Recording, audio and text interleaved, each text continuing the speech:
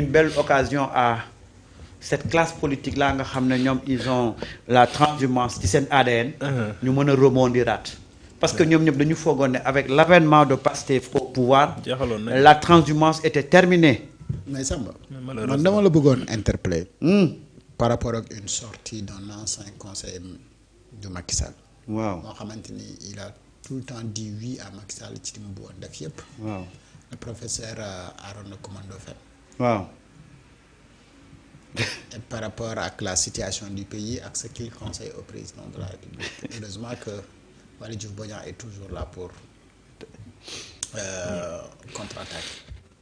naka nga analyser de façon globale sa réaction vu son parcours politique ak li nga xamante ni démb ak barki démb mu ko am ni position. man nag toog yàlla dafa def mosuma bokk ci ñi ko gëm mosuma ko gëm loolu yàlla moo ko def. dama foogoon man rek la. man mosuma ko gëm. Aaron waaw mosuma ko gëm te li ma koy déglu c'est juste des parties yu ñuy dagg peut-être TikTok wala affaire yooyu mais mosuma gëm man dafa am ñoo xam ne man quand tu cohabites avec Macky Sall nga nekk ak moom mën a cautionner li Macky Sall doon def génne woo ko dénoncer ko publiquement ba keroog bañ la fa teggee ngay doog a wax man mënuloo wax lu ma gëm.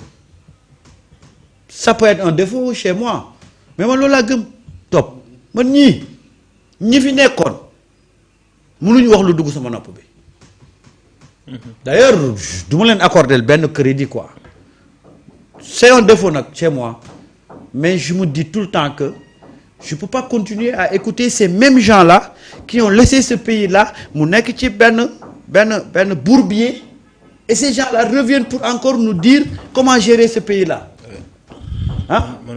Moi je ne fais pas du surplace. Ça peut être un défaut ça peut être un défaut mais noonu laa bindoo quoi man dafa am ñoo xam ne mënatuñu wax ci dëkk bi loo xam ne man ma leen di consommer maa ngi ko jéggalu nag topp parce que mon rôle est d'écouter tout le monde mais mënuma leen déglu parce que pendant que ce pays-là était dans le bourbier pendant que ce pays-là sombrait ces gens avaient la possibilité de parler pourquoi ils n'ont pas parlé pourquoi ils attendent maintenant pour dire que voilà Macky Sall ne devait pas faire ça wax naa ko fii wax naa ko ci suuf wax naa ko ci suuf déglu la wax ko ci kaw je suis désolé mais ces gens là man du ma leen déglu tey bu fi ñëwoon ne day def émission toog di nga ma baal rek mais dama naan la toog may ma benn repos c'est pas mon rôle de faire ça mais c'est une question de cohérence et de logique dëkk bi dafa am ñoo xam ne dañ ko jël yàq ko am ñoo xam ne dañ ko fi fekk xam nga dafa am benn woy boo xam ne woykatu français boobu nu ñu koy waxee maître Gims am na lu muy wax bay expliquer ne li yàqu moom du ko reprocher ñi ko yàq mais da koy reprocher ñi noppi woon bi ñuy yàq comprendre nga li may wax am na nu ngi koy formuler ba ne c'est le silence des autres nañu dellu si pièce théâtrale bi gars yi joué keroog bi ñu def mais martyr yi à peu près même terme yi dañu reprendre waaw woy bi le pire la tudd le pire woy bi le pire la tudd parce que nee na ki def injustice daanaka sax ki jàppale ki def injustice boobu moo gën a def injustice que ki def injustice bi waay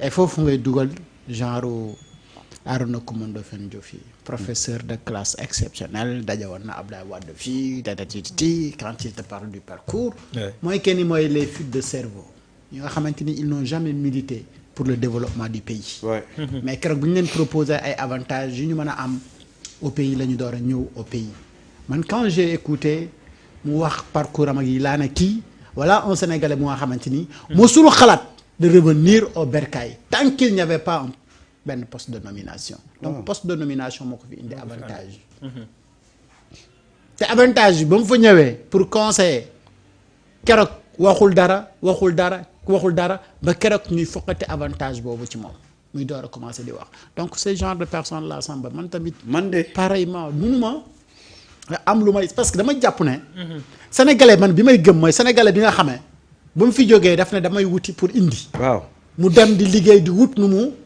fas yéene indee kooku mu neex mu naxari mu xam ne lii moom moo koy changer mu xeex di xeex pour que loolu changer. mooy ces vaillants patriotes yi nga xamante ni ñu ngi un peu partout dans le monde di xeex pour le Sénégal et pour que Sénégal est stable pour ñoom ñu mën a ñëw investir. mais pas ñu nga xamante ni dañuy jéem di wax way dama doon jël vol jógee fii dem jàngale ji fële ci biir vol bi laa daje Abdoulaye Wade après ñu waxtaan il fallait ñu proposer ma quelque chose pour nga ñëw lekk te pourtant la nga xam. mënoon nga ñëpp si ne man dama xam nangam dama bëggoon partager ko ak les étudiants sénégalais pour que ëllëg ñu mën a def nii def nii. mais ces genre de personnes là tey bi Macky Sall di yàq dëkk bi ñu ngi à ses côtés. waaw Macky Sall jógee fii mais ñu gisaat ne un problème xaw a commencé na am ñu bëgg a buruxluwaat ci mbir yi pour encore nekk à côté du président pour que fexe ne ko maa ngi fii mën naa nekk sa président conseiller sa nangam sax sa ministre conseiller et cetera. mais c'est peine perdue. c'est peine perdue. gars yi vous avez fait votre temps. waaw. has been ngeen mais nangu leen ne def ngeen seen temps ba noppi fi mu toll nii bàyyi leen ñi nga xamante ni ñoom ñoo yor xel ya xalaat yi di def léegi bu ñu leen doon ñoom catégoriser wallaahi dañu bokk ci ñi nga xamante ni nekkuñu ay intellectuel ndax àdduna si mu toll ak ñoom fi ñu nekk dafa wuutee trop te ñu bëri tey ñu ngi fii nii di dox ak def yëf y a de cela 2 ans am na ñu nga xamante ni ci en terme de liggéey seen métier yi dafa doxoon. mais aujourd'hui seen métier yooyu noonu. man boog personnellement bëri na ñu nga xam ne dama leen soxla woon seen métier y a de cela 2 ans mais tey jii kenn mënul ma leen tax ma liggéey loolu leen faale wu ma leen sax. waaw. parce que loolee ñu doon def wala ma doon wër si ñoom mais am naa outil yu koy def parfaitement en quelques secondes. aduna foofu la toll donc ñoom ay Arouna Coumba Ndoffène ay lii oui tu parles anglais c'est pas grave mon cher professeur. Et après qu'est-ce que tu as fait pour le Sénégal? mooy li ma lay wax rek. It's not because in Sénégal we share everything. déet boo duggee ci anglais nag yaa ngi may réeral. non. man de boo waxee dama lay bëgg a tontu te bu boobaa. let's talk English. ah continuer kon continuer. non Matar comme anglais la jàng tamit. no you have to do non c'est-à-dire li mu bëgg a wax mooy c'est pas parce que Sénégal nag wax dëgg fa neex yàlla. ñun dañuy partager lépp. que tax na moom itamit mu foog ne même. yenn idioties yi dañ koy partager. waaw non on l'accepte pas. waaw xam nga c'est pas parce que bu gaa yi tiimee ñoom Samba añ na la kaa ñu añ on se partage le riz on se partage tout mais c'est vrai yenn idioties yi nag nga baal ñu ko waaye. ah man de gis nga foofu laa toll de. ko ci ñuy partager nag. topp foofu laa toll. bu gaa yi tourné wul page man tourné naa seen page ñi fi toogoon Macky di def ñu ne patt pataaral waxuñu yëkkati wuñ yéeyu ñàppi ci. du ñooñu ñooy toog tey fii naan dañuy wax pour ñu leen di déglu fii nag Sénégal y a une chose kenn du fi jël retraite Sénégal c'est le seul pays où kenn du jël retraite ci wàllu politique da ngay wax rek te ñoom ñëpp nag kenn amu ci légitimité populaire ils ont juste la possibilité di fëgg buntu média bu nekk ñu leen di jox micro seen existence ñu ngi ko amee ci ay média bu dul woon média yi dem leen fa ñu dëkk amuñu fa ñaari nit yu leen topp voilà un peu c'est des gens qui yoo xam dañuy woo seen bopp politicien mais il faut remettre en cause même leur statut de politicien lan lañ fi am lan fan mooy basam sax dama kaa xam dama ko xam tamit nag man daanaa ni lay xam ah garmi yi man daanaa ni lay xam waaw man bu ma duggee ci làmb mbër yu mag yi laay faral ñu naan kii mën na nekk roi ah mais yow danaa dem di ànd ak ñoo xam ne sa waay ah benn yoon la ma dal te dootuma dalati ma ànd fekk benn leader politique juróomi maire ñoo fa nekk benn maire bi day jaay caaf keneen ki daa romboon di rooti ñett ñi daal ñoo toog ca meeting ba ak ñeenti paa xaw ma mu naan ma mais tu sais ce qui est extraordinaire mooy 3e âge bi ñoo adhéré ci sama projet ma ne ko 3e âge fii ñi fi nekk fii mu naan ma ne ko boo leen compter ñaata la ci te xam nga mooy grave fii lañ jógee Dakar déplacé wu ba Mbour mu ne ma on m'attend ma yegg si rek mooy temps yi nga xam ne leader buy déplacé wu day woo benn rédaction rek ñu boole ko benn journaliste. waaw ñu boole la ak moom. waaw ci yoon bi kat maa ngi xool fan ban angle de traitement laay traité meeting bi parce que maa ngi xaar ne meeting bu extraordinaire la war a doon. mais man li ma njëkk a découragé loo mooy cortège bi parce que ñaari oto la woon. ci meeting bi. déedéet bi ñuy jógee Dakar di dem cortège bi ñaari oto la. mais nga ñëw rek titre ko annoncé en grande pompe il a plus de sièges que d'individu. man kay ci yoon bi lañ ma woo pour ma def direct ma ne leen fiasco total waaw. c'était une visite touristique waaw c'était pas mais non mais je te dis meeting bi xoolal. fii dañ ma jël si Ben Makhtar je le salue au passage. mais jour boobu tu es rentré Bredouille. non waxuma la Bredouille Ben Makhtar moo ma boolee ak damay bañ a ndeysaan damay bañ a rek dénigré waa ji ak parteem bi. Ben Makhtar dama am na ku fi jaar léegi da ngay ànd ak ñoom dañuy dem meeting Ben Makhtar Diop que je salue au passage. rek saway ma cëppeelu ci oto bi mais bi ma tourné ci cortège bi gis ne benn oto moo ñu topp ci laa commencé découragé mais li ma rappelé wu mooy fañ ko doon defee daal ñaari château d'eau ñoo seq bayal bi ñaari château d'eau à Mbour ñoo seq bayal bi mais bayal bi amutoon dara des fois li ñu doon dimbali tuuti moo nekkoon y avait une autre organisation à côté je pense que c'était des trucs de Kankourang ou des choses comme ça des fois xale yi ñooy daw ñëw envahir fi ñu toogoon noonu genre causerie kër yooyu la woon quoi. kan la woon. après ngeen dugg ci oto bi mu ne la noo gisee mobilisation. mu ne moom mais Samba noo gisee mobilisation bi mën a ko bi amoon à côté wala sa bopp. préciser la. mu ne ma mais je te parle bien de les gens qui se sont déplacés pour le meeting mën a ko. man de xool naa xool ba sonn mais sànq ba tey ban angle de traitement laay defee reportage bi mais est-ce que xam nga ce que j'ai fait. dama dem ci Kankourang yi parce que comme on dit un journaliste ne rentre jamais bredouille mais dama dem def reportage ci Kankourang yi et c'est ce que j'ai proposé à la rédaction parce que mënu woon dem ba Mbour aussi di ñibbi te awma benn sujet et c'est ce qu'on nous disait à l'époque qu'un journaliste ne rentre jamais bredouille donc j'en ai profité un peu pour def benn reportage ci booy affaire yooyu lu tax ngeen di daw Kankourang bi qu'est-ce que ça représente affaire yooyu et finalement c'est ça qui m'a sauvé su ma yemoon ci leader bi yónni la ci meeting nga indi Kankourang waaw comme fa nga dem ci meeting bi amul dara nee naa la ñeenti maire ñoo fa nekk benn maire bi doon jaay caaf beneen maire bi dafa ñëwoon foofu à côté yor siwo mel ni kuy root y avait nag à côté y avait des quelques je sais pas combien de vieux motuñ 5 ans waa ji ne ma mais ce qui m'impressionne c'est ni troisième âge adhéré ci sama projet bi sama ñoom ñoo bëgg parti bi ma ne ko waaw troisième âge ñoom dañoo bëri kersa. mais mënoon nga def de telle sorte que c'est comme si meeting bi moom moo àndoon ak Kankourang bi. ma def ko de telle sorte. waaw yow c'est ce que tu me conseilles. kii ku bon la.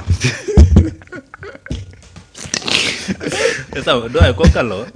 ko kan la woon loolu journaliste de loolu kay. kii ñoo koy laaj internet. non du ma ko wax damay bàyyi noonu. exclusivité mais tu sais. on a révolutionné la politique nag léegi politique c'est devenu très très compliqué moo ne nit ñi di mer rek. waaw léegi c'est du sérieux. c'est du sérieux mais ñun ñi nga xam ne topp xam na mais ñun ñi nga xam ne ñoo nekk old school. ñun doon nañ xam ay ñoo xam ne dañuy bokk ci campagne bi day ñëw ba jeex duñ def meeting. buntu RTS rek lañ koy kal bu seen temps d'antenne jotee ñu dugg def seen déclaration génnaat kese. ci élection je pense que c'était les élections municipales ou je sais même plus député am na benn waay boo xam ne fii la ko kaloon ci leen taxaw ci oto bi rek di def temps d'antenne mais maintenant la politique est devenue très sérieuse te loolu nag ñu waxante dëgg Pastef moo ko fi indi waaw te fi ñu jëm mooy gën a métti au-delà du nombre la qualité se joue 1 million de militants yi actifs amee boobaa beneen façon moo def politique may xew boobaa ce sera du sérieux et scientifique waaye c'est-à-dire yow bala ngaa dem élection xam nga à peu près ñaata voix ngay am lan ngay yóbbu est-ce que jar na ngay dem wala jarul ngay dem waaw bu fekkee ni nag dugal remplir CV la ak yàq xaalis man ngaa dem waaye bu fekkee lu sérieux la rek boo defee sa calcul ba noppi war ngaa mën a xam ne yow tu as des militants actifs ou tu ne l'as pas donc soit boobu day leer léegi plus ñuy gën di dem depuis Pastef ñëw bi ba léegi même citoyen bi dafa am na ko Pastef di façonné xam nga benn militant da nga doon gis mu nekk électron libre du bokk ci benn parti waaye leader yëpp lay jéem a encaissé ak ay mouvement waaw ba yow politicien bi sax da ngay dem ba réer doo xam ndax am nga wala amoo ba il faut scrutabiliser mais léegi nag loolu sax dafa jeex léegi da ngay ñëw bëgg a wax ak benn waaye kii mu ne la non man maa ngi fële c'est fini donc léegi tu as une idée claire ci société bi naka la ñu bëggee politicien bi lii mooy que ni fi mu toll nii naxante bi nag dafa doy parce que pendant 60 ans ku mën a muñ ma tax li ma waa ji waxoon sànq au téléphone nee ma c'est vrai que métti na 3 ans ou 4 ans de perte pour benn dëkk mais ku mën a muñ 60 ans tu peux vraiment nga muñ 5 ans de nuit. Très bien waaw loolu de moom dëgg la. ah non c'est très pertinent.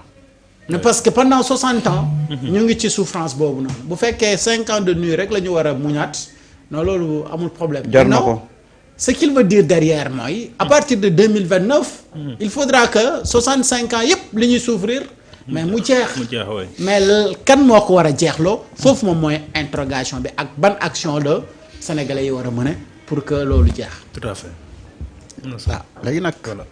nañ tontu. gis nga topp li ngay wax nii. c'est ça le message fort qu'il faut faire comprendre aux Sénégalais. que 3 ans war nañ ko mën a muñ ci ku muñ 60 ans yoo xam ne réew mi doxul. ndax benn jëmm nag benn jëmm de. Ousmane de moo ñu mun a muñ loo Sénégalais 3 ans. pour 2029. waaw bu bokkee. loxo yi dañ koy scotché ba nga xam ne day nii lay def nii. war fee du joxoñ kenn boppam rek lay joxoñ 2029 ñu fal ko parce que gis nga toog li ñu namm ci Sénégal nañ ko waxaat. yaa ma ne woon buñ ko waxte dee mais nañ ko waxte dund. gis nga li ñu namm ci Sénégal yaa ko aujourd'hui Ousmane moo ko mën def ci Sénégal. am na xam-xam bi